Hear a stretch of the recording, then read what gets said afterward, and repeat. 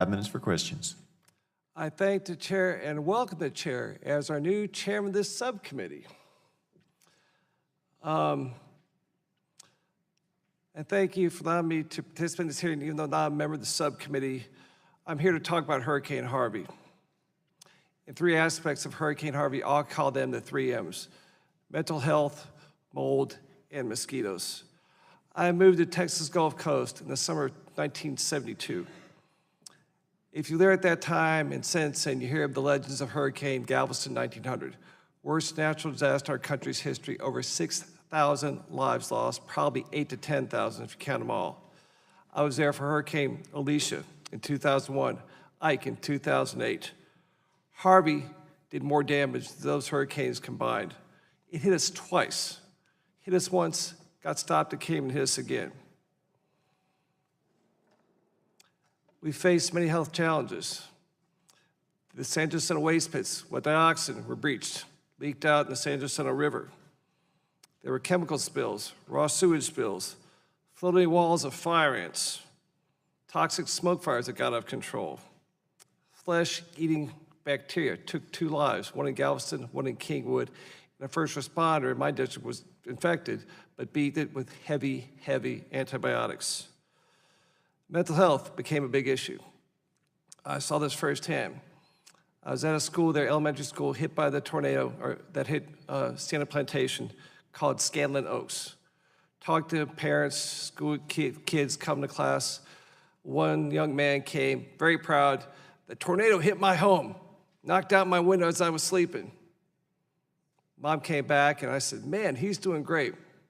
And she said, no, he's not.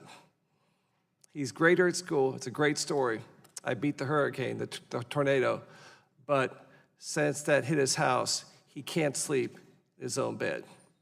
He crawls with mom and dad just for security and safety because he fears for his life after what happened with Hurricane Harvey.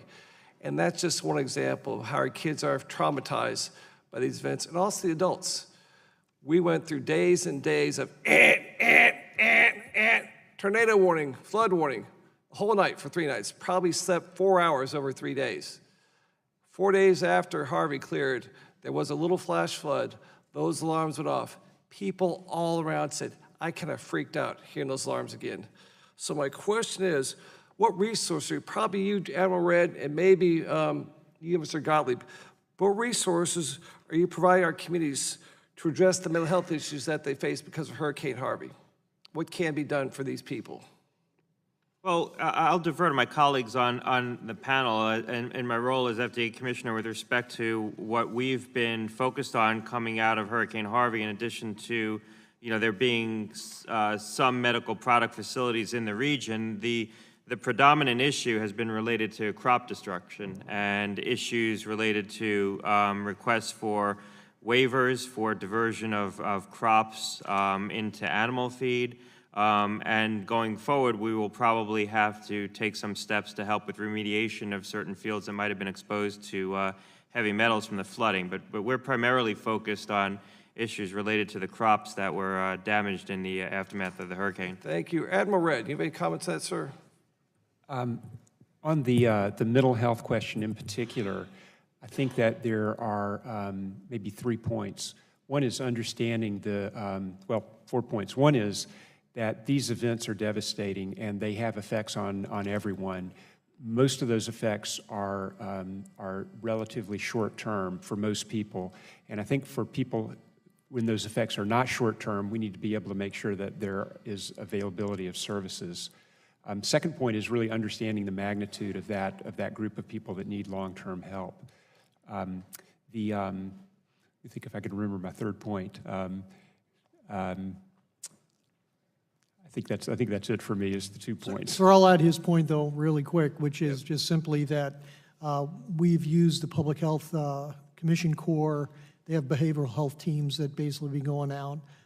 They've been most recently deployed in Virgin Islands, but also SAMHSA has provided a hotline to call for people who have had it, and they've had 11,000 calls and basically can speak to a counselor on the phone to ask about their emotional issues and find some assistance and solace in that way.